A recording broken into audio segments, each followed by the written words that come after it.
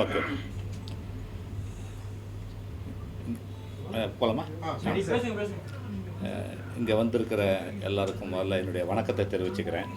நான் தான் இந்த படத்தினுடைய இயக்குனர். என் பேர் துரை பாலசுந்தரம். மேடம், எங்கள் ஹீரோயின், அப்புறம் இவங்க திருமாலுக்கு ஒய்ஃபாக மகாலட்சுமி நடித்தவங்க எல்லாம் வந்திருக்கோம். இந்த படத்தை எல்லாம் பார்த்துருப்பீங்க.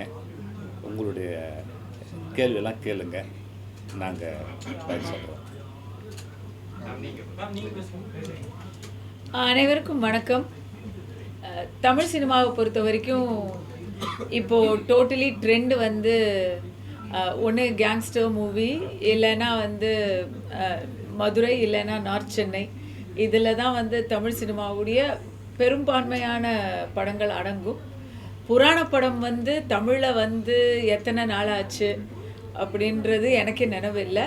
அந்த வகையில் ராகு கேத்து என்ற சாயாகிரகங்களை அடிப்படையாக வைத்து ஒரு சின்ன பட்ஜெட்டாக இருந்தாலும் சீரிய முறையில் ஒரு படத்தை தந்திருக்கிறாரு திரு துரை பாலசுந்தரம் அவர்கள். இந்த படம் வந்து ரொம்ப ஒரு சவாலாக எடுத்து தான் அவர் வந்து செஞ்சுருக்கிறாரு. நிறைய தேட்டர் எக்ஸ்பீரியன்ஸ் இருக்குது. ஆர்எஸ் மனோகர் சாரோட ஒர்க் பண்ணவர். அவர் வந்து இந்த படத்தில் வந்து சமுத்திரக்கனி அவர்கள், நான், விக்னேஷ் அவர்கள் போன்றவர்களை வந்து அப்ரோச் பண்ணதே வந்து ஃபஸ்ட்டு நம்ம வரவேற்கிறோம், பாராட்டுறோம், நன்றி தெரிவிச்சுக்கிறோம்.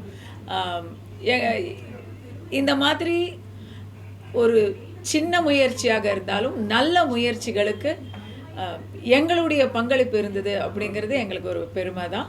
இன்னொன்று, ரொம்ப நாள் கழித்து எனக்குமே வந்து நான் அன்னமய்யா படத்தில் ஒரு புராண சரித்திர புராண திரைப்படம் அதில் அந்த சாமி படத்தில் அன்னமய்யாவில் நடித்ததுக்கப்புறம் இப்போ இந்த துர்காதேவி வேடத்தில் நடிக்கிறதுக்கு ஒரு வாய்ப்பு வந்தது. அது எனக்குமே வந்து ரொம்ப சந்தோஷம்.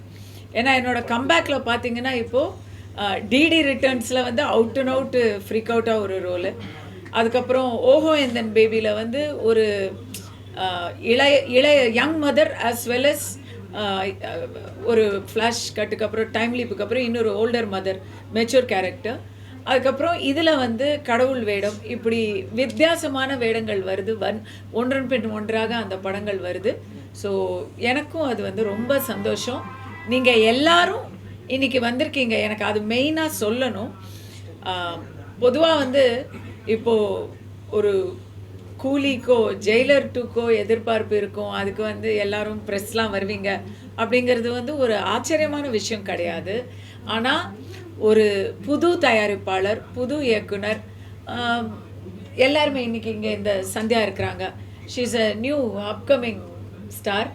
இப்படிப்பட்ட புதியவர்களுடைய முயற்சி, தேட்டர் பேக்ரவுண்டு இருக்கிறவங்களுடைய ஒரு முயற்சிக்கு நீங்கள் எல்லாரும் வந்து அவங்கள உற்சாகப்படுத்துறதுக்கு உங்களுக்கெல்லாம் ரொம்ப நன்றி. தேங்க்யூ. எல்லாருக்கும் வணக்கம். என்னோட பேர் சந்தியா. முதல்ல உங்கள் எல்லாருக்குமே ரொம்ப நன்றி. த வெரி ஃபஸ்ட் டைம் இத்தனை கேமரா முன்னாடி இருக்கிறது எனக்கு ரொம்ப சந்தோஷமாக இருக்குது. இதுதான் என்னோட முதல் படம். இதில் நான் ஹீரோயினாக பண்ணியிருக்கேன். நிறைய ஹார்ட் ஒர்க் இந்த படத்துக்கு பின்னாடி. நாங்கள் இது வந்து லாக்டவுனுக்கு முன்னாடி ஸ்டார்ட் பண்ணோம். இந்த படம் முடிக்குமான்ட்டு எங்களுக்குள்ள அவ்வளோ ஒரு ஸ்ட்ரகிள் இருந்தது. ஸோ பாலசுந்தரம் சார் வந்து நிறைய எஃபர்ட் எடுத்து இந்த படத்தை வெற்றிகரமாக இது வரைக்கும் கொண்டு வந்துட்டோம். ஸோ நீங்களும் பாருங்கள், கண்டிப்பாக நல்லா வந்திருக்கு. Thank you so much. அப்படிங்களா?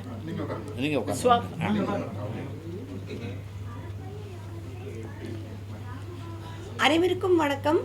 ஏன்னா நீங்கள் வந்து சேனலில் விஜயாக பார்த்துருப்பீங்க, மாடலாக பார்த்துருப்பீங்க. ஸோ என்னோடய ஃபர்ஸ்ட் மூவியே பாலசுந்தரம் சார் வந்து என்னை கால் பண்ணியிருந்தாங்க. எனக்கு தேட்டர் எக்ஸ்பீரியன்ஸ் எல்லாம் கிடையாது. அண்ட் இந்த மாதிரி நான் செந்தமிழெல்லாம் பேசினது கிடையாது. அண்ட் ஃபர்ஸ்ட் டைம் மகாலட்சுமியாக என்னை சார் வந்து ரொம்ப ட்ரஸ்ட் பண்ணி என்னை வந்து கேஸ்ட் பண்ணாங்க. நானும் அது ப்ராப்பராக ஒரே டேக்கில் பண்ணிவிட்டேன். And Kasthuri ma'am, Samuthirakani sir and Vignesh sir தான் மகாவிஷ்ணுவா என்னோடய பேரை வந்தாங்க. ஸோ இந்த மாதிரி வெரி செலிப்ரிட்டிஸோட நான் ஒர்க் பண்ணுறதுல I am very happy. So all the credit and thank you so much sir for casting me. And thank you my present media friends. ஏன்னா உங்களோட நான் ஒர்க் பண்ணியிருக்கேன். இப்போது ஐ எம்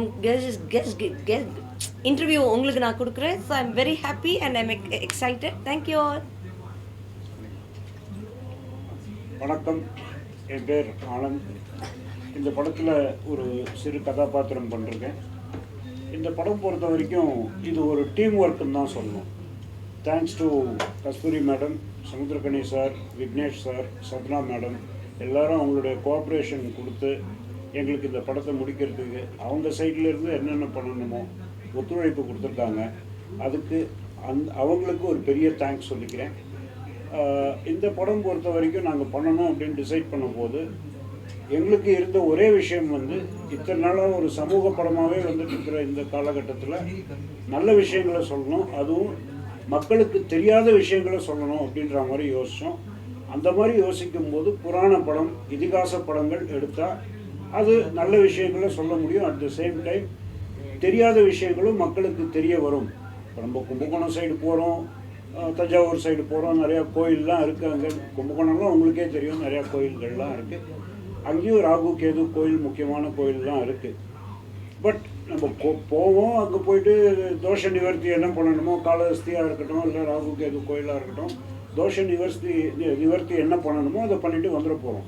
பட் அது எதுக்காக பண்ணுறோம், அந்த கோயில் எப்படி உருவாச்சு, அந்த தெய்வங்கள் எப்படி உருவாச்சு, அந்த கிரகங்கள் எப்படி உருவாச்சு அப்படிங்கிறது மக்களுக்கும் தெரியணும் அப்படிங்கிற ஒரு நோக்கத்தில் கொஞ்சம் வித்தியாசமாக இருக்கணும் அப்படின்றதுனால இந்த படத்தை பண்ணினோம்.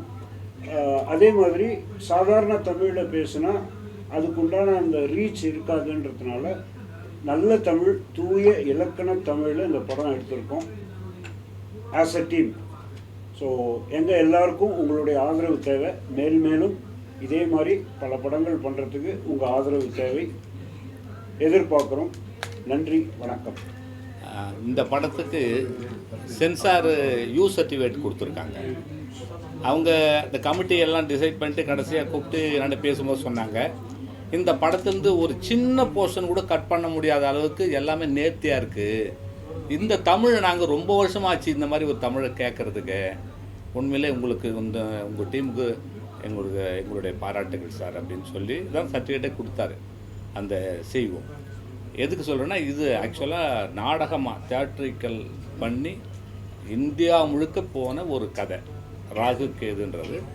இதை நாங்கள் படமாக பண்ணியிருக்கோம். பார்த்திங்கன்னா ராகு கேது இவங்க எப்படி உருவானாங்க, இவங்க மனிதருடைய வாழ்க்கையில் என்னெல்லாம் ஆதிக்கம் பண்ணுறாங்கன்றது தான் கதை. யார் இந்த ராகு கேது, இந்த டைட்டில் அப்படி தான் போட்டிருக்கோம். அதே மாதிரி திருமணத்தடை, குழந்தையின்மை, குடும்பத்தில் பிரச்சனையா, இதுக்கெல்லாம் காரணம் யார் அப்படின்னா இவங்கள தான் சொல்லுவாங்க, ராகு கேது தான் சொல்லுவாங்க. இன்னொன்றுன்னா கால சர்ப தோஷம் அப்படின்னு ஒரு இது இருக்குது. ராகுவும் கேதுவும் இந்த எண்டில் ராகுவும் இந்த எண்டில் கேதுவும் நடுப்புற கிரகங்கள் அமைஞ்சிருச்சுன்னா இந்த தோஷத்துக்கு பேர் தான் கால சர்ப தோஷம். இதிலலாம் இந்த படத்தில் அவ்வளோ அற்புதமாக சொல்லியிருக்கோம். நாங்கள் அந்த தோஷத்தை நிவர்த்தி பண்ணுறதுக்கு நம்ம எங்கே போகணும், எந்தெந்த ஆலயங்கள் அதுக்கு சாத்தியமான ஆலயங்கள். அதில் நம்ம சமுத்திரகனி சார் வர சீன்லேயே சொல்லுவார், ஸ்ரீ காளஹஸ்தி, அதுதான் ரொம்ப அற்புதமான இடம். எல்லாரும் போகிறாங்க, சாந்தி இதெல்லாம் பண்ணிட்டு வராங்க. உடனே பார்த்தா கல்யாணம், மற்றபடி குழந்தை தள்ளி போகிறது எல்லாமே அது நல்ல சக்ஸஸ்ஃபுல் ஆகுது. அதனால் இதை நீங்கள் எந்த அளவுக்கு ப்ரமோட் பண்ணி இந்த படத்துக்கு ஒரு நல்ல ஒரு ஆதரவு கொடுக்கணுன்றது உங்கள் எல்லோரோட நான் கைகூப்பி கேட்டுக்கிறேன். இது நம்ம பண்பாடு கலாச்சாரத்தை நாங்கள் திரும்ப அதை கொண்டு வரணும். என்ன புராணமே இந்த படங்கள் ஆரம்பித்தது புராணத்துலேருந்து ஆரம்பிச்சது. அதனால் திரும்ப இந்த பணியை ஏற்றிருக்கோம். நீங்கள்லாம் எங்களுக்கு கூட இருந்து சப்போர்ட் பண்ணணும். நன்றி. அதே மாதிரி இன்னொரு விஷயமும் சொல்லிக்கிறேன். எங்கள் இயக்குனர் பாலசுந்தரம் பொறுத்த வரைக்கும் பல வருட அனுபவம் இருக்குது. நாடகத்துறையிலையும் சரி, திரைப்படத்துறையிலையும் சரி, நிறையா படங்களும் நடிச்சிருக்காரு, சீரியல்ஸ் பண்ணிருக்காரு, நாடகங்கள் தொடர்ந்து பண்ணிட்டு வராரு. ஆர்எஸ் மனோகர் சார் இருந்தபோது அவருடைய ட்ரூப்லேயும் நடிச்சிருக்காரு. அவருடைய மறைவுக்கு அப்புறமா தமிழரசன் தேட்டர்ஸுங்கிற இந்த குழுவை ஆரம்பித்து நாங்கள் எல்லோரும் ஒன்றா டீமாக ஒர்க் பண்ணிகிட்ருக்கோம். இன்னொரு முக்கியமான விஷயம், சந்தியாங்கிறது வந்து ஒரு கலை ஆர்வம்ன்றது சந்தியா கிட்ட பாடலாம். அப்கமிங் ஆர்டிஸ்ட், இப்போதைக்கு மாடலிங் எல்லாம் பண்ணிட்டு இருக்காங்க. உங்களுடைய ஆதரவு அவங்களுக்கும் கொடுக்கணும்னு நான் கேட்டுக்கிறேன். தேங்க்யூ. மேடம் இப்போ வந்து காமனாகவே பார்த்தீங்கன்னா நம்ம அம்மன் வேஷங்களை இருக்கணும், விரத இருப்பாங்க. ஸோ இந்த படத்தில் நம்ம அம்மன் கேரக்டராக இருந்துருக்கீங்க. ஹோம் ஒர்க்லாம் என்ன பண்ணீங்க? விரதமாக இருந்தீங்களா? இல்லை, பொதுவாக நான் வந்து பிரதர் என்ன கேட்டாங்கன்னா, இந்த படத்துக்காக நான் வந்து ஹோம்ஒர்க் என்ன பண்ணேன், அதுக்கப்புறம் விரதமெல்லாம் ஏதாவது இருந்தேன் நான்.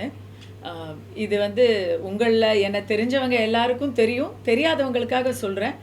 என்னுடைய ஒவ்வொரு நாளுமே நான் விரதம் தான் இருக்கேன். நான் வந்து எல்லா நாளுமே காலையில் எழுந்திரிச்சு பூஜையில் தான் ஆரம்பிக்கிறேன். எப்போவுமே சைவம், எப்போவுமே கொஞ்சம் ஆச்சாரம் அதிகமாக இருக்கக்கூடிய வாழ்வியல் முறை என்னது. ஸோ படத்தில் வந்து நாம் வந்து எந்த ஒரு வேஷம் போட்டாலும் அதுக்கேற்ற மாதிரி நடிக்கிறோம். பட் என்னுடைய சொந்த வாழ்க்கையில் நான் எப்போவுமே விரதம் தான். நாளைக்கு இப்போ இன்றைக்கி இந்த இன்டர்வியூ கொடுத்துட்ருக்கிறேன். நாளைக்கு ஏகாதசி. நான் வந்து நீர் கூட குடிக்காமல் உண்ணாமல் தான் இருப்பேன், உணவு உட்கொள்ளாமல் இருப்பேன். ஸோ அந்த மாதிரி எனக்கு ஏற்கனவே இருக்கிறதுனால அம்மன் வேடம் வரும்பொழுது அதற்காக வாழ்க்கை முறையில் எனக்கு பெரிய ஒரு வித்தியாசமெல்லாம் தெரியலை. டெய்லியே நான் அப்படி தான். பட் ஹோம்ஒர்க்குன்னு நான் பண்ணது என்னன்னு பார்த்தீங்கன்னா, அந்த அம்மனுக்கான இப்போ என்னோட சாதாரணமாக நான் பேசும்போது கொஞ்சம் படபடப்பாக பேசுவேன் இல்லையா, அந்த வேகத்தை கட்டுப்படுத்திக்கிட்டு மெதுவாக கொஞ்சம் நிதானமாக அந்த தெய்வீகத்தோடு பேச வேண்டி இருந்தது. அதுக்கு அஃப்கோர்ஸ் இயக்குனர் பக்கத்திலே இருந்தாங்க. ஸோ ப்ளஸ் அது குரோமாக்கி அப்படிங்கிறதுனால அதுக்கு ஏற்ற மாதிரி பேச வேண்டி இருந்தது. டப்பிங்கில் நான் அது வந்து எதுக்காக அப்படி நிதானமாக பேச சொன்னாங்க அப்படிங்கிறது வந்து டப்பிங்கில் எனக்கு தெரிஞ்சது. நான் ரொம்ப ரசித்து செஞ்ச ஒரு விஷயம். இன்னொன்று, தமிழ் லகரம் நல்லா வரக்கூடிய என்னை போன்ற ஆர்டிஸ்ட்டுங்களுக்கு இந்த மாதிரி தூய தமிழ் பேசி புராண நடையில் இலக்கண நடையில் டயலாக் பேசக்கூடிய வாய்ப்பு கிடைக்கிறதுங்கிறது இப்போல்லாம் அரிது. ஸோ அந்த மாதிரி ஒன்று கிடைக்கும்போது அது ரொம்ப நல்லா இருக்குது. மேடம், என்னதான் சொன்னாலும் நீங்கள் பேசணும், என்ன பண்ணாலும் விமர்சனம் பண்ணாலும் ட்ரோல் பண்ணுவாங்க. மெயினாக என்ன கேட்பாங்கன்னா, ஒரு கவர்ச்சி நடிகை வந்து கடவுள் படத்தில் அம்மனா நடிகை தான் வரும். அதுக்கு என்ன பதில் சொல்லுவீங்க? கவர்ச்சி நடிகை அப்படிங்கிறதும் நடிப்பு தான், அம்மன் அப்படிங்கிறதும் நடிப்பு தான். இதில் நான் முதலும் இல்லை கடைசியும் இல்லை. பட்டணத்தில் பூதமில் நடித்த KR விஜயா அவர்கள் தான். அதுக்கப்புறம் சுத்தமாக கடவுள் தான், அவங்க தான், அம்மன்னா விஜயம்மா தான் அப்படிங்கிற அளவுக்கு வந்தவங்க. அதே போல் சொல்லிக்கிட்டே போகலாமே. ஸ்ரீவித்யா அம்மா நடிச்சிருக்கிறாங்க, ஜெயலலிதா அம்மா நடிச்சிருக்கிறாங்க, ஸ்ரீபிரியா நடிச்சிருக்கிறாங்க. அப்புறம் உங்களுக்கு போக போக பார்த்தீங்கன்னா ரம்யா கிருஷ்ணன் நடிச்சிருக்காங்க, நயன்தாரா நடிச்சிருக்காங்க, ரோஜா நடிச்சிருக்காங்க, மீனா நடிச்சிருக்காங்க. இவங்க எல்லாரையும் கேட்காத கேள்வியை நீங்கள் என்னை வந்து கேட்க வேண்டிய அவசியமே இல்லை. இது அது யூடியூப்பில் வந்து எது நான் செஞ்சாலும் செய்யாட்டியும் அது வைரல் ஆகும். அது இப்போதைய காலத்தின் கட்டாயம். இன்னொன்று, இப்போ செய்தியில் நம்ம தான் அடிக்கடி இருக்கோம். அதனால் ஏதாவது ஒரு சாக்கு கிடைச்சா போதும். பட் அதுவும் ஏற்றுக்கிற மாதிரி தான் செஞ்சுருக்கேன், இதுவும் ஏற்றுக்கிற மாதிரி தான் செஞ்சுருக்கேங்கிறதுல எனக்கு பெருமை. இதில் யாருக்கா மாற்று கருத்து இருக்கா? இன்றைக்கி நீங்கள் வந்து அதை அவர் வரலாம் கேட்டார் என்ன இன்னைக்கு. ஸோ எல்லாம் தான் ஒரு நடிப்புன்னு வரும்போது எல்லாமே நாம் செய்யணும். அது எல்லாத்தையும் திறம்பட நம்புற மாதிரி செய்யணும். ஸோ ஃபர்ஸ்ட் டே வந்து நீங்கள் கூலியை பற்றி மென்ஷன் பண்ணீங்க. அது ஒரு ஜானர். மக்களுக்கு வந்து சினிமா என்பது எல்லாமே இருக்கணும் தான், இதுவும் இருக்கணும் அதுவும் இருக்கணும். ஸோ அந்த மென்ஷன் பண்ணனால என்ன காரணம்? கூலி என்ன காரணமா? அதாவது இல்லை, உங்களுக்கு பிரஸுக்கு டைரக்ஷன் வந்து உங்களுக்கு உடன்பாடு இல்லையா? ஐயோ அப்படி இல்லைங்க. கூலிங்கிறது ரஜினி இருக்கிறாரு, ஆமீர் கான் இருக்கிறாரு, நாகார்ஜுனா இருக்கிறாரு, இன்னும் எல்லாம் பெரிய பெரிய பெரிய பெரிய அது எவ்வளோ பெரிய படம், மிகப்பெரிய எதிர்பார்ப்பில் இருக்கிற படம். சன் பிக்சர்ஸ் படம், அனிருத் இருக்கிற. அது வந்து ஒரு multi star, Lokesh Kanagaraj multi star படம் அது. ஸோ அதுக்கு வந்து எல்லாரும் ப்ரெஸ்ஸு ஹைப் இருக்கிறதுங்கிறது வந்து ஆச்சரியம் இல்லை. இது வந்து ரொம்ப ஒரு சிம்பிளான ஒரு ஹம்பிள் எஃபர்ட். அது வந்து அவர் பாலசுந்தரம் அவர்களுடைய மனதில் உதித்த ஒரு உழைப்பு.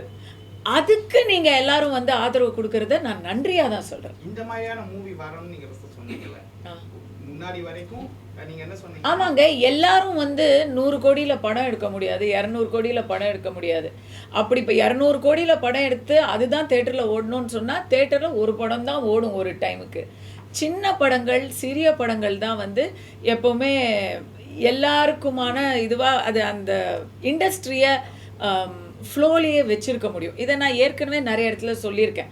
அதில் புராண படங்களுங்கிற ஒரு விஷயம் வந்து சுத்தமாக தமிழ் சினிமாவில் அந்த ட்ரெண்டே இல்லை. இப்போ இது வந்திருக்கிறது வந்து ஒரு நல்ல ஆரம்பம். மேடம், நீங்க வரம் கொடுக்குற சீனை நடிக்கும்போது எப்படி இருந்தது? ஏன்னா மற்ற கேரக்டரோட அது சூப்பராக அந்த வரம் தாத்தா அப்படின்னு கொடுக்குற மாதிரி இருந்தது. அது எப்படி நடிச்சீங்க, ஃபீல் பண்ணீங்க? நீங்கள் தான் சொல்லிட்டீங்களே மற்றதை விட உங்களுக்கு ரொம்ப பிடிச்சி போச்சு அப்படின்னு. ஸோ நான் வந்து என் நண்பர்களுக்கு தெரியும், நான் வந்து ஒரு மாதிரி கொஞ்சம் சென்டிமெண்ட்டாக என்னை ஏதாச்சும் கேட்டால் நான் உடனே கொடுத்துருவேன். கொடுத்துட்டு அதுக்கப்புறம் அவங்க என் ஃபோனை கூட எடுக்க மாட்டாங்க. ஐயோ பணமும் போச்சு நட்பும் போச்சே அப்படின்னு நிறைய தரத்தில் நான் வந்து புலம்பி இருக்கிறேன். பட் நான் இப்படி சொல்கிறேங்க, டெய்லி நான் சாமிக்கிட்ட வந்து ஐயா இதை கூட அதை கூட அப்படின்னு சொல்கிற ஒரு மாமூல் மனுஷி. அந்த ப்ராக்டிஸில் இங்கே கொடுக்குற மாதிரி நடிக்க முடிஞ்சிருச்சு, அதுதான் உண்மை. தமிழ்ல படம் எடுத்துட்டு வேற மாநிலத்தை சேர்ந்த காலஸ்தரிக்கு வந்து விளம்பரம் பண்ண மாதிரி இருக்கு. திருநாகேஸ்வரத்தை ஏன் இதுல கொண்டே வரல? அதுவும் இருக்கு, திருநாகேஸ்வரத்தை பத்தின ஃபுட்டேஜும் இது இருக்கு. மாதிரி எல்லாம் வந்து ராகுகேது ஸ்தலம் இருக்கு, நவகிரகங்களுக்காக வந்து அரசாங்கமே வந்துட்டு ஏற்பாடு பண்ணியிருக்கு. இதுல வந்து காலஸ்திரி தோன்றியது மட்டும் அவர் வந்து சமுத்திரக்கனி வாயிலா சொல்றாங்க. இல்லை, அவருக்கு எங்க அருள் கொடுத்தாரோ அந்த இடத்த எடுத்துருக்கோம். அப்போ ராகுகேதுங்கிற போது வந்து தமிழ்நாட்டுல இருக்கிற இல்ல நாங்க அதுக்கு ஸ்தலங்களை பத்தி சொல்லி நீங்க ஆனா நீங்க இருங்க, இந்த கேள்விக்கு நான் ஒன்று சொல்லிடுறேன். எனக்கு வந்து என்னை கொண்டு போய் உள்ளே எல்லாம் போட்டாங்க. அதெல்லாம் வந்து இந்த ராகுவுடைய எஃபெக்டில் தான் நான் உள்ளே போனேன். அப்போ வந்து நான் போன முதல் இடம் திருநாகேஸ்வரம் தான். அந்த ஃபோட்டோவெல்லாம் கூட நான் உங்களுக்கு கொடுக்குறேன். திருநாகேஸ்வரம் வந்து எனக்கு இப்போ இன்னைக்கு 9ஆம் தேதி எனக்கு காரைக்காலில் ஒரு நிகழ்ச்சி இருக்குது. அதுக்கு முன்னாடி நான் திருநாகேஸ்வரம்லாம் போகத்தான் போகிறேன். ஸோ சொன்னாலும் சொல்லாட்டியும் ராகு க்ஷேத்திரம் அப்படிங்கிறது திருநாகேஸ்வரம் அப்படிங்கிறது காளஹஸ்திங்கிறது அது வரலாறு பூர்வம். சொல்லியிருக்கலாம்.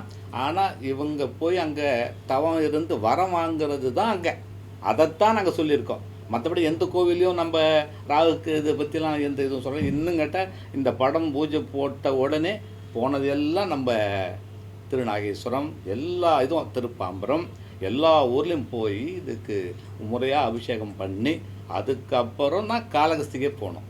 ஸோ முக்கியத்துவம் நம்ம தமிழ்நாடு தான், அதில் ஒன்றும் எந்த மாற்று கருத்து இல்லை.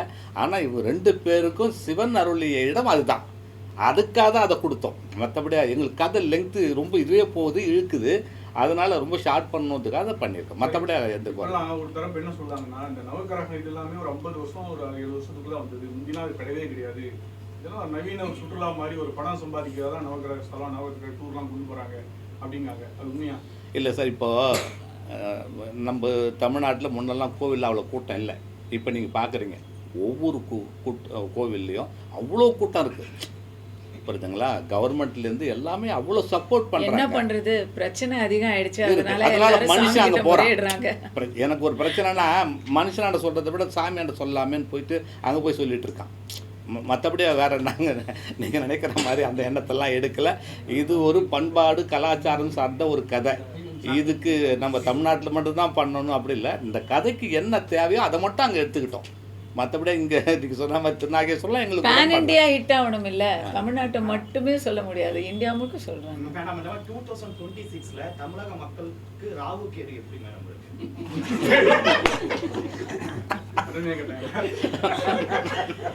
உங்களுக்கு நீங்க இல்ல நானும் அரசியல் சொல்லல. படத்துல நீங்க ஏற்கனவே முதல் பாதியில படத்திலேயே நீங்க ராகு கேது வரலாறை பார்த்திருப்பீங்க. அவங்களுக்கு அநீதி செய்த சூரியனை எப்படியெல்லாம் பழி வாங்கணும் அப்படின்னு ராகு கேது டிஸ்கஸ் பண்ணதையும் நீங்க பார்த்துருப்பீங்க.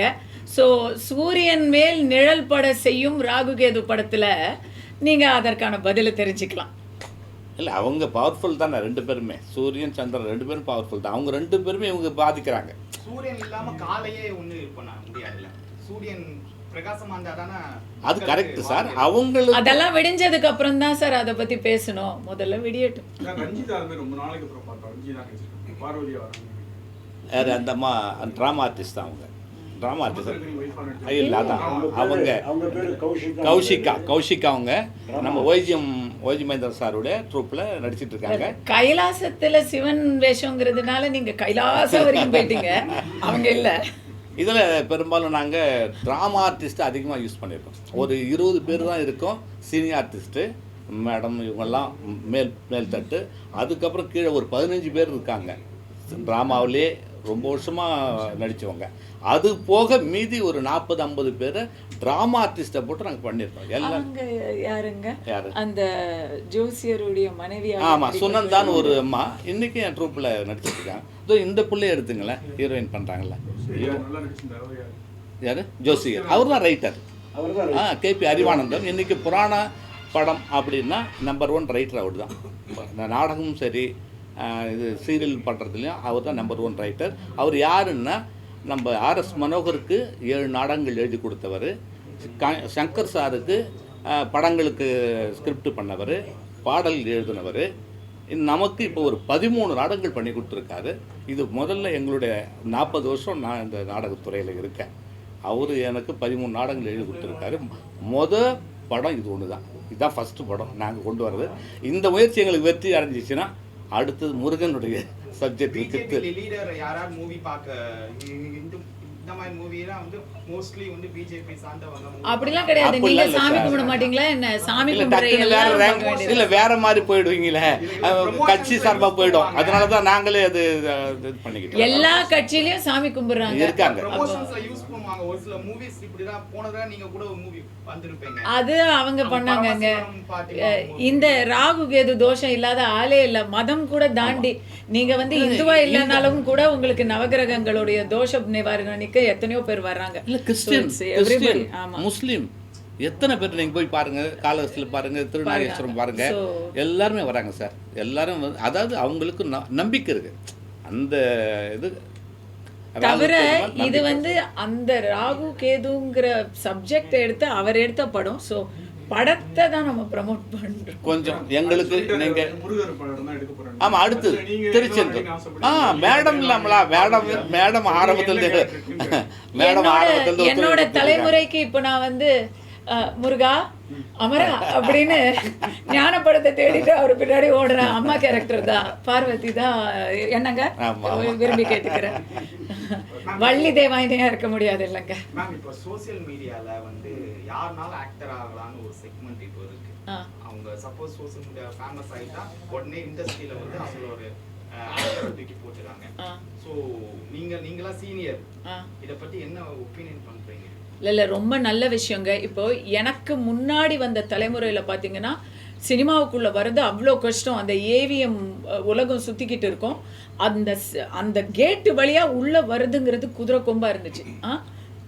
என்னோட தலைமுறையில் பார்த்தீங்கன்னா நான்லாம் அப்படி கஷ்டப்பட்டு வரல, ஈஸியாக தான் வந்தேன். நான் வந்து காம்பேராக ஒர்க் பண்ணி, டிவியில் கொஞ்சம் ஒர்க் பண்ணி, ஈவெண்ட்ஸ் ஒர்க் பண்ணி, அங்கெல்லாம் என்னை பார்த்தவங்க மெயின் மாடலிங்லேருந்து அப்படியே நம்ம என்ட்ரி ஆகிறோம். அதை விட இப்போ இன்னும் ஓப்பன் அப் ஆயிருக்குங்கிறத நான் ரொம்ப நல்ல விஷயமா ஃபஸ்ட்டு பார்க்குறேன். ரெண்டாவது, நீங்கள் ஏன் ஆர்டிஸ்ட்டை பற்றி சொல்கிறீங்க? இன்றைக்கி வந்து சோஷியல் மீடியா மூலமாக யார் வேணால் ஜேர்னலிஸ்ட் ஆகலாம் அப்படிங்கிற ஒரு சிச்சுவேஷன் கூட இன்றைக்கி வந்திருக்கு. அதுவுமே வந்து ஒரு நல்ல விஷயமாக தான் நான் பார்க்குறேன். பிகாஸ் ஒருத்தர் ஏதாவது தவறான செய்தி சொன்னாங்கன்னா உடனடியாக அந்த தவறான செய்திக்கு மறுப்பான செய்தி கூட இன்றைக்கி வந்துடுது. முன்னாடியெல்லாம் ஆர்டிஸ்ட்டுங்களை பற்றி கிசுகிசுவெல்லாம் எழுதுவாங்க. இப்போல்லாம் யாரும் எழுத வேண்டிய அவசியமே இல்லை. ஏன்னா ஆர்டிஸ்ட் எல்லாருமே ஒவ்வொருத்தர் ஒவ்வொரு யூடியூப் சேனல் வச்சுருக்காங்க. அவங்க வீட்டில் என்ன நடக்குது, அவங்க வாழ்க்கையில் என்ன நடக்குதுன்னு அவங்களே ஷேர் பண்ணிக்கிறாங்க. ஸோ யாருமே வந்து பொய் செய்தியெல்லாம் வந்து ரொம்ப பரப்ப முடியாது. So I think this openness is good. இன்னொன்று, திறமை இருந்தும் குடத்தில் இருக்கும் குத்துவிளக்காக பல பேர் ஒரு காலத்தில் இருந்தாங்க. இன்னைக்கு யூடியூப், இன்ஸ்டாகிராம் போன்ற விஷயங்கள்னால அந்த திறமை வெளியே தெரியுது அப்படிங்கிறது நிச்சயமாக ஒரு நல்ல ஒரு விஷயம்தான்.